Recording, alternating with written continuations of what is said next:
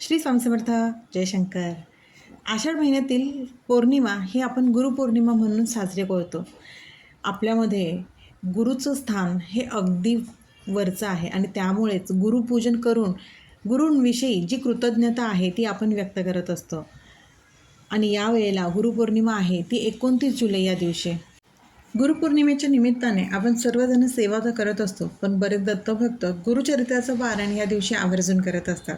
गुरुचरित्राचं पारायण हे सप्ताह पद्धतीने करायचं असेल तर यावेळेला आपल्याला 23 जुलै 2026 यापासून सुरू करायचं आहे. 29 जुलै रोजी 7व्या दिवशी सप्ताहाची सांगता करता येऊ शकते. तसेच गुरुचरित्राचं पारायण हे 3 दिवसाचंही आपण करू शकतो, 1 दिवसाचंही करू शकतो. ज्यांना ज्या पद्धतीने वेळ असेल त्या पद्धतीने आपण हे गुरुचरित्राचं पारायण करू शकतो. हा ग्रंथ अत्यंत पवित्र ग्रंथ असा आहे. या ग्रंथाचे 52 अध्याय असून याच्यातील ओवी ह्या 7491 इतक्या आहे. काही ग्रंथात 53 अध्यायी आहेत. या गुरुचरित्रामध्ये आपल्याला म्हणजे या गुरुचरित्राच्या माध्यमातून आपल्याला कर्म, भक्ती, ज्ञान ह्या सगळ्यांचा संगम पाहायला मिळतो. आणि यातूनच आपल्याला गुरु म्हणजे दत्तगुरू काय मार्गदर्शन करतात, कसं करतात, काय उपदेश आहेत, काय संदेश दिलेला आहे, महाराजांनी आपल्याला कसं वागायचं हे शिकवलं आहे, हे संपूर्ण सार म्हणजेच ज्ञान, कर्म, भक्ती याचा संगम, समन्वय आपल्याला गुरुचरित्रात बघायला मिळतो.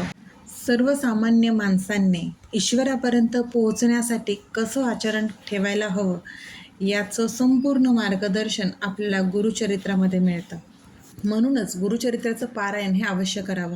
ज्याला शक्य असेल ना त्यांनी नेहमी करावं, पण ज्याला खरंच शक्य नसेल त्यांनी आवर्जून एकदा तरी गुरुचरित्राचं पारायण आवर्जून करू. गुरुचरित्र पारायणाची तयारी कशी करावी? ज्या दिवशी आपण पारायण करायला सुरुवात करणार आहोत त्या दिवशी चौरंगावरती स्वच्छ वस्त्र घालावं, त्यावर दत्तगुरूंची स्थापना करावी.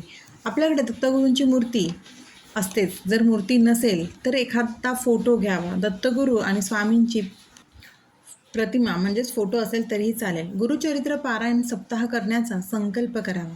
संपूर्ण पारायण निर्विघ्न पद्धतीने पार पडावं यासाठी आपल्याला दत्तगुरूंकडे साकडे घालायचे आहे. दत्तगुरूंची पूजा करण्यापूर्वी आपल्याला गणपतीचं आवाहन करावं आणि त्याचं पूजन करावं. दररोज पारायण करताना गुरुचरित्र वाचन सुरू करण्यापूर्वी दत्तगुरूंची विशेष पूजा करावी. षोडोपचार किंवा पंचोपचार पूजा करावी. दररोज अभिषेक करावा. पिवळी फुलं, पिवळ्या रंगाचा प्रसाद म्हणजेच मिठाई किंवा केळी महाराजांना अर्पण करावी.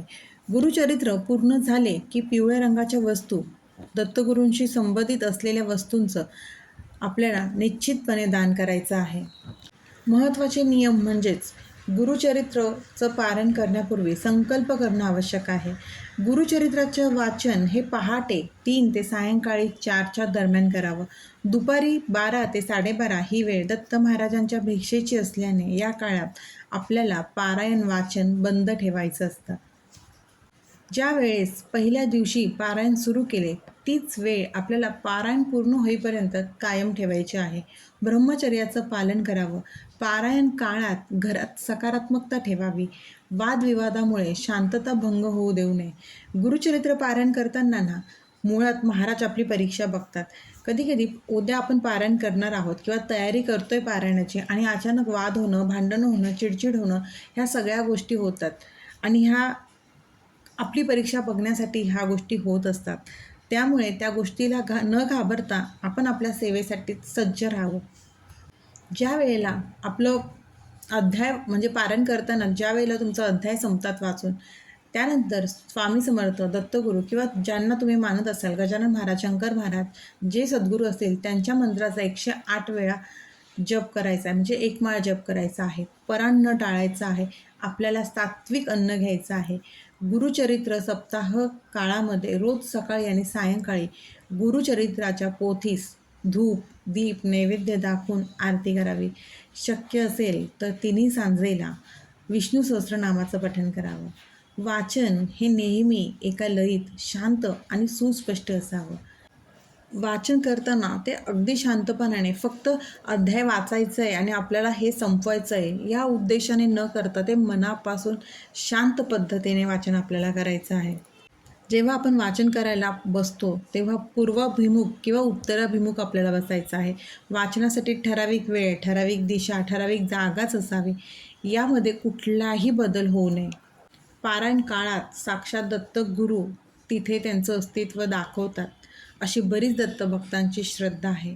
यासाठी आपल्या दत्त महाराजांसाठी एक पाट मोकळा ठेवावा, त्यावर कोरे वस्त्र अंथरून ठेवावे. वाचन चालू असताना मध्येच आसनावरून उठू नये किंवा दुसऱ्याशी बोलू नये. वाचन करताना मनाभावाने वाचन करायचं आहे. पूर्ण समर्पित होऊन वाचन करायचं आहे. त्यामध्ये कुठलाही यांत्रिकपणा नको आहे. मनोभावाने वाचन केले तर ते आपल्याला दत्त महाराजांशी जोडून ठेवतं. मुळातच महाराज हे आपला भाव बघत असतात. म्हणूनच शक्यतो निष्काम मनाने या ग्रंथाचं पालन करा. आपल्याला दत्त महाराज नक्कीच इच्छित फळ देत असतात. हा बऱ्याच दत्तभक्तांचा, गुरुभक्तांचा अनुभव आहे. बंद नशिबाचे दार उघडणारी किल्ली म्हणजेच गुरुचरित्र, आणि या किल्लीने आपल्या नशिबाचे दार प्रत्येकाने उघडून बघा, नक्कीच अनुभव येतील. त्यामुळे ज्यांना शक्य असेल त्यांनी गुरुचरित्राचं पारायण गुरुपौर्णिमेनिमित्त आवर्जून करा. 7 दिवसाचं, 3 दिवसाचं किंवा एका बैठकीचं, जसं जमेल तसं करा, पण आवर्जून करा आणि अनुभव घ्या. दिगंबरा दिगंबरा श्रीपादवल्लभ दिगंबरा, दिगंबरा दिगंबरा श्रीपादवल्लभ दिगंबरा. श्री स्वामी समर्थ.